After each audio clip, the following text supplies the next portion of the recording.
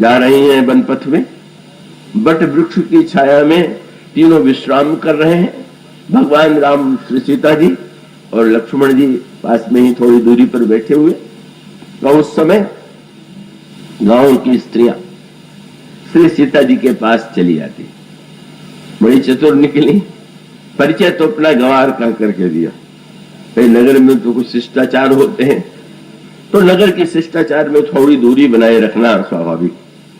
फिर गांव तो जाके पास में बैठ गई और पास में बैठकर पहले कह दिया, बिलग न मानव जानी गंवारी। हम तो गांव की गंवारियां हैं, तो आप हमारे किसी व्यवहार से बुरा न मानिएगा। नहीं नहीं, कोई बात नहीं। क्या? तो बस पूछ दिया कि राज कुंवर दो सहज सलोने, इनते लही दुति मरकत सोने, श्यामल गौर किशोर बर, सुंदर सुषमा ऐन, सरद सरवरी नाथ मुख, सरद सरोरुह नैन, कोटि मनोज। बस अंतर यहाँ तो नागरनी जो मिथिला की नागरियां थी उनसे भी आगे बढ़ गई गांव की स्त्रियां। मिथिला की स्त्रियों ने कहा कि ये जो उनका सौंदर्य है, सखीन कोटि काम छवि जीती। जनकपुर में कहा गया इन्होंने करोड़ों कामदेवों की छवि को जीत लिया। गांव की स्त्रियों ने कहा नहीं, कोटि मनोज लजावन हारे। जीत लिया तो लड़ाई होगी तभी तो जीत लिया। लजावन हारे मैंने कभी सामने ही नहीं आया, साहस ही नहीं हुआ, तो जीतने का क्या प्रश्न है। पर प्रश्न कितना सुंदर है। सुमुखी कहो, सुमुखी ये बताओ कौन आए, ये कौन है? बड़ा विचित्र प्रश्न है। चारों ओर समाचार फैल चुका है कि अयोध्या के दो राजकुमार जा रहे हैं और उनके राम के साथ उनकी पत्नी सीता है। गांव की पूछ रही है कि आप ये बताइए कि आपके ये कौन है।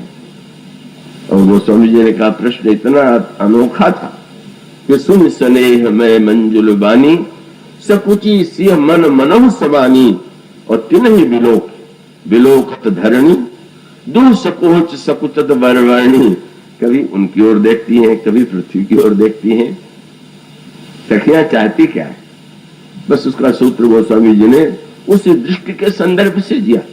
कविता रामायण में और भी मधुर उसका विस्तार किया गया। गांव की स्त्रियां पूछते हैं ये कौन है, इनका क्या परिचय है और ये आपके कौन? सीता जी कौन है, पर वो कह सकती हैं कि देख तो रही हो।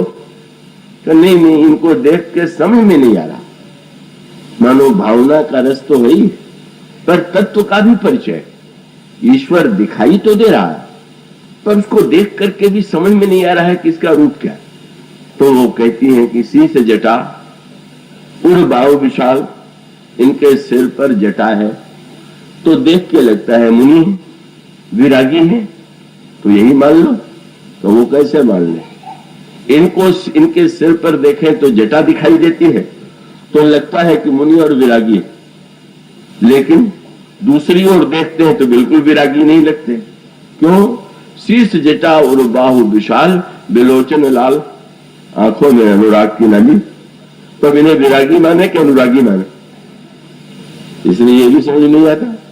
मुनि मानने में समस्या है। बोले तूल सरासन बाण धरे, बलकर वस्त्र पहने हैं तो मुनि मान ले, और धनुष बाण लिए हुए हैं तो लगता है कि ये तो कोई राजकुमार है।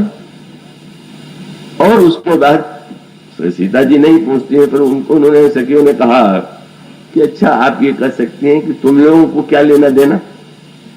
तो उन्होंने स्पष्ट कह दिया, ये जो लाली भरे नेत्र वाले राजकुमार हैं, ये बार बार केवल आपको देख रहे हैं। 12 स्वभाव एक है।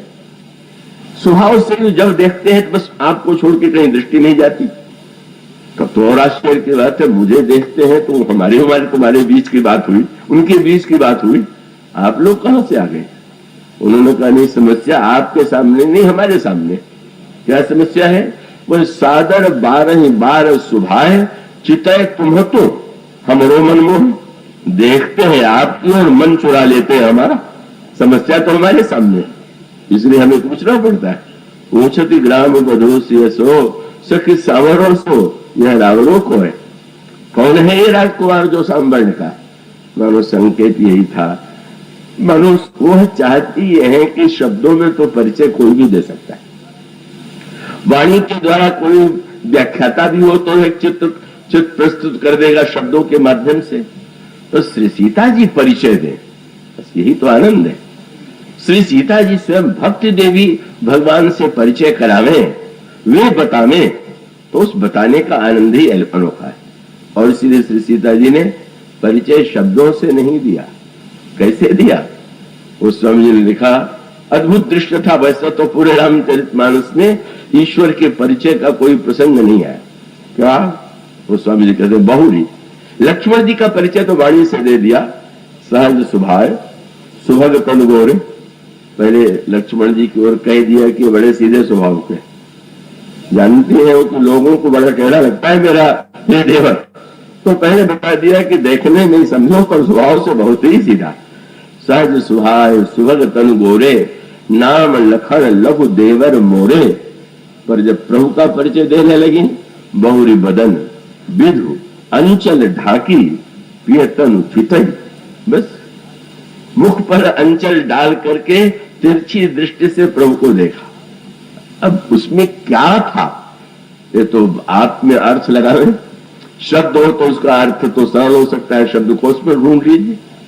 पर श्री सीता जी के उस दृष्टि में क्या अर्थ था? कौन जो अर्थ लेना चाहे ले सकता है।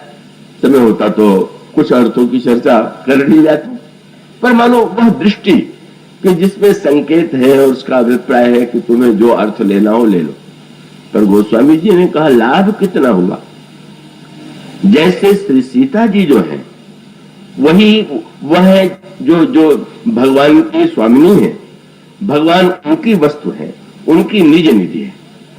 तो जिस समय श्री सीता जी ने घूंघट पर डाल करके दृष्टि से देखा तो मानो नेत्र खुल गया। और तब गोस्वामी जी ने फिर अपनी कविता जोड़ दी, भई मुदित सब ग्राम बधूटी। कैसे? बोले रंकन राय रास जन लूटी। जैसे दरिद्रों ने राजा का खजाना लूट लिया, खजाना नहीं राजा जी, निधि है राम और राजा है महारानी है सीता। बोले जिनकी निधि थी मानो उन्होंने किवाड़ खोल करके लुटा दिया। कोई कह सकता है कि सीता जी जब बंद रखती हैं तो कैसे मिलेंगे हमें प्रभु? बोले नहीं, अनधिकारी के लिए दृष्टि मूंद लेते हैं। ब्राह्मण जैसे व्यक्ति जब कहते हैं कि मेरी ओर देखिए तो दृष्टि उठा के भी नहीं देखती। तो कोई रसिक भक्त भावुक मिल जाए गांव की स्त्रियों के समान, तब तो उनकी आंखें खुल जाती हैं, लुटा देती हैं अपने प्रियतम को। भई मुदित सब गाम बधूटी, रंकन राय रास जन लूटी। कैसा अद्भुत अति सप्रेम सिंह पाए परी, बहुविधि देहि असीस। सदा सुहागिन हो तुम जब लग मही ऐसीस। एक ऐसी दिव्य भावना का संचार का मानव सूत्र हुआ है कि ईश्वर को देखने की इस दृष्टि भंगिमा में दोनों अद्वैत है, तत्वतः है तो अलग है, न एक दूसरे को देखते। पर देखने में ये दृष्टियों का जो विलक्षण क्रम है, यही रस है और यही भक्तों को भगवान को देखने की, धारण करने की, पालने की पद्धति की ओर संकेत कर रहा है।